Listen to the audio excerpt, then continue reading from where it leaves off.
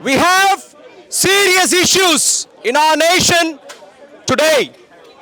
And therefore, here I have a message to our lovely Prime Minister, Mr. Keir Starmer, to the lawmakers of our land, to the authorities, the judiciary, the police,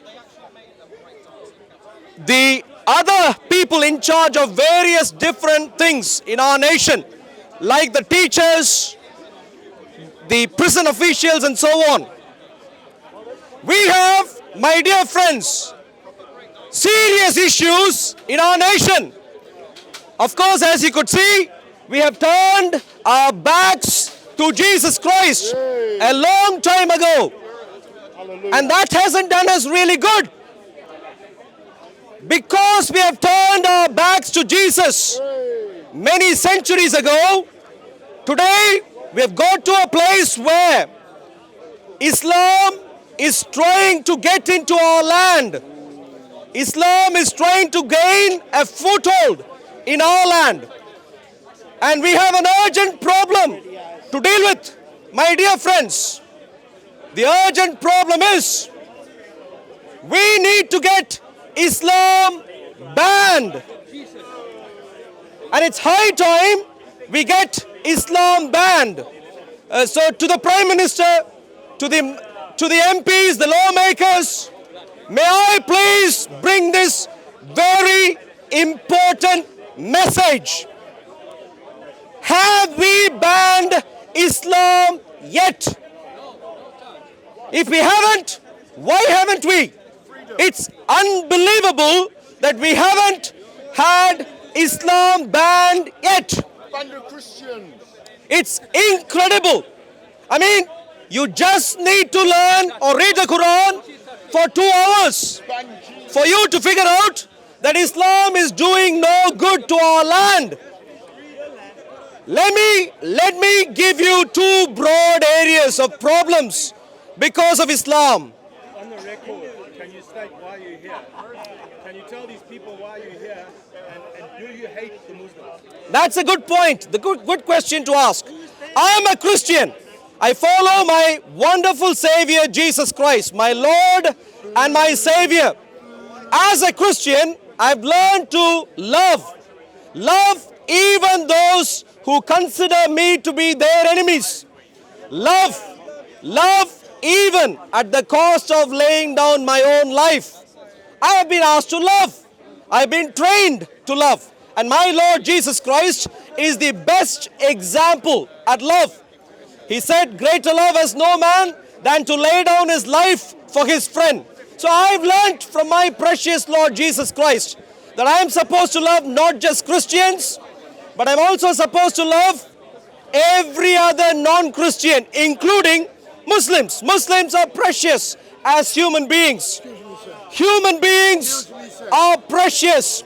And therefore, one second. Human beings are precious. And therefore, as my precious Lord Jesus Christ has commanded me, I have been asked and I will obey my Lord Jesus Christ in loving my Muslim friends even to the point of death. Human beings are not my problem. Human beings are not the problem of our nation. What is a problem to our nation is the ideology. The ideology of Islam is manic. You only have to read through the Quran for a while to find out that Islam is completely against, utterly against women. Half of our nation, half the population of our world have been discredited, have been demeaned, have been rejected, have been demoralized, have been removed identity by this ideology, this evil ideology called Islam. To an extent, today, if you consider what Islam does to women, don't look at what is happening here. Because here clearly Sharia isn't in full force. Look at what is happening in nations where Islam rules. My dear friends, so one broad area of problem, lovely Prime Minister, Mr. Keir Starmer, this is a serious issue that you have to take into account. Are you planning to allow an ideology that demeans, that disrespects, and that objectivizes and removes the identity of half of our population? Yes, he is. Of half of our population. You would be held accountable. The Prime Minister, various ministers, various other lawmakers, all of you would be held accountable for this evil ideology taking root in our nation. And therefore, my dear friends, please wake up. And as Christians, we will cry out from every street corner, from Speaker's Corner, and from everywhere else in our nation until this evil ideology has been removed utterly in our nation. So that's one major problem. Women, ill treatment of women by Islam is one major issue. There is another major issue. Islam does not just hate half of our population. That's not where it stops. Islam hates. Islam hates. Violently hates all non-Muslims, men or women in our nation. My dear friends, what does the Quran, this book that I hold in my hand, this book that I hold in my hand, what does it teach in relation to non-Muslims, in relation to Jews, in relation to Christians, and in relation to other non-Muslims? What does this book teach? Well, first of all, mildest of the teachings of this book in relation to all those who I've just mentioned, Jews, Christians, and other non-Muslims. Number one, it clearly instructs the Muslims never to be friends, never to be friends with any of us. So as a Christian, I have been ostracized by Islam in relation to everyone who takes this book seriously. So number one, Islam, Quran asks Muslims to never take a Christian or a Jew or any other non-Christian or non-Muslim as a friend ever. Ever. We were never supposed to be taken as friends. Problem number one, it doesn't stop there. It goes beyond that. It demeans me, dehumanizes me. And the shameless Muslims here will never care to listen. While I am speaking, these parrots, shameless Muslims, will not take into account the problems that I am raising. How does Islam demean me as a Christian? How does Islam demean the Jews, Christians, and non-Muslims? Well, the Quran takes every opportunity to call each one of us pigs, apes, worst of creatures, and anything of this like. My dear friends, according to a Muslim who reads the Quran, if he has read the Quran for maybe 5 times in his life, he gets to understand that Christians are pigs, apes, worst of creatures. Pigs, apes, and the worst of creatures. So the Quran is a manual of dehumanizing the Jews, the Christians, and non-Muslims. It does not stop there either. Let me quickly get to the remaining points. My dear Prime Minister, Islam, number one, makes Muslims not be friends with me. And so no wonder you have Islamic ghettos You have people who don't ever learn our culture. Number two, it dehumanizes. So no wonder you have Allahu Akbar shouts every now and then going around killing people in the streets of our nation.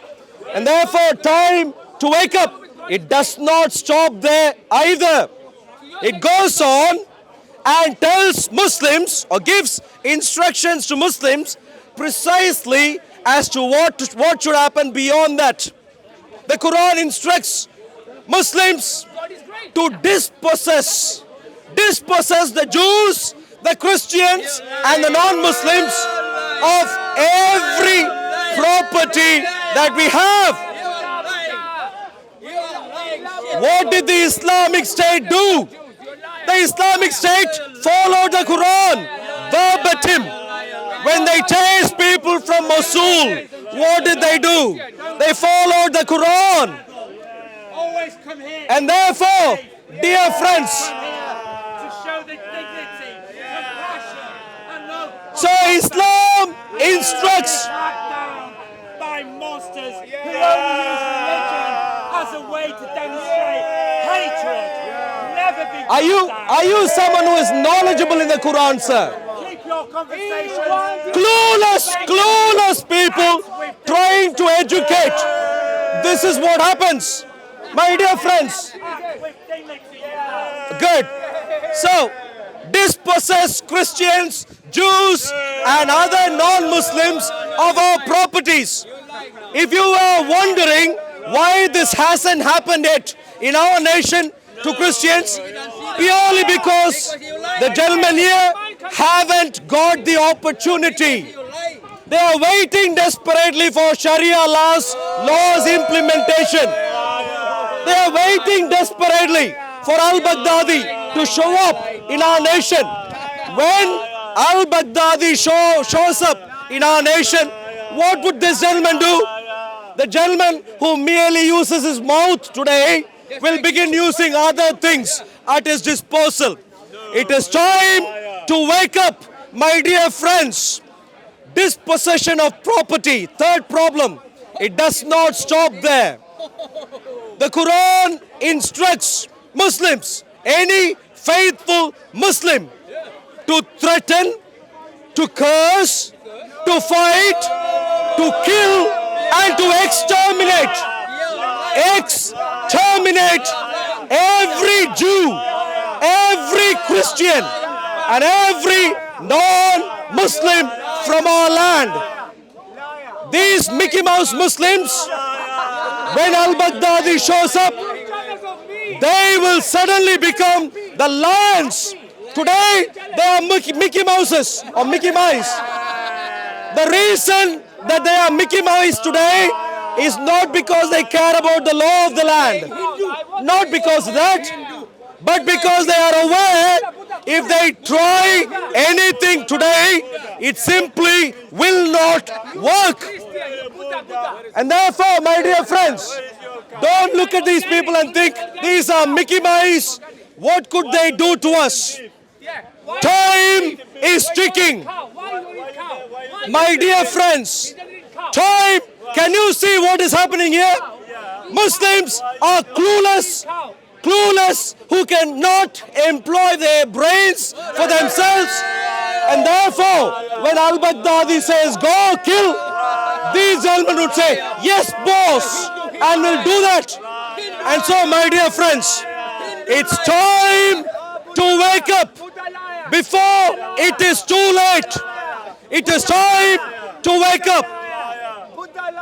We have always learnt from our precious Lord Jesus Christ. What have we learnt from our precious Lord Jesus Christ? We have learnt to love non-Christians, to serve non-Christians, to treat non-Christians equal to us, to serve non-Christians. What does the Lord Jesus Christ teach? The Lord Jesus Christ teaches us, bless those who curse you, Pray for those who persecute you. And therefore, my dear friends, we as Christians will always try and help our Muslim friends, our Muslim neighbors. But the ideology is dangerous. And therefore, it is time for us all to wake up before it is too late. It is time for us to wake up. The Prime Minister of our nation, the other lawmakers, including all the ministers, may I please bring to you a very simple message. And the message is, do not pretend you know Islam. Please don't. If you want to learn Islam and take informed policy choices, please learn. Learn first. Don't hurry into conclusions. Learn first. Despite billions at your disposal, from what we can see, you haven't taken the trouble to learn the Quran. But we, without any public money, have learnt the Quran. So please get help from us. We are willing to give free advice to the government if you need. We can explain to you what the Quran teaches. Back to back, cover to cover, we can explain to you what the Quran teaches. Mr. Keir Starmer and all the rest of the ministers and MPs, please, time to learn. We have had too many terrorist attacks. Please do not think the nation is a nation of fools. Please do not think that you can get away every single time by not getting to the root of the problem. The root of the problem is what I hold in my hand, my dear friends. The root of the problem is, in relation to Islam, what I hold in my hand. Read it in Arabic, read it in English, read it in French, read it in German, read it in any other language. Read it front to back, read it back to front, read it top to bottom, bottom to top. The message is the same violent message. And therefore, it's time to ban Islam from hence. From this time forward, we as Christians will always bring the same reminder. Have we banned Islam yet? It is too late already, my dear friends. Muslims, it's a humble request to all of you. Even though your Quran has taught you, has indoctrinated to you, to lie, to scheme, to act against us, wake up, leave Islam. Dear Muslim friends, you are all lovely as fellow human beings, but it is time to leave a violent religion. It is time to leave a violent doctrine. Leave Islam. Come and follow the precious Lord Jesus Christ. High time. Muslims have ceased to be Muslims. It's high time. So my dear Muslim friends, time to wake up. And it's time to ban the religion. Because this is fit for no use and it is a ticking time bomb. Wake up before it is too late.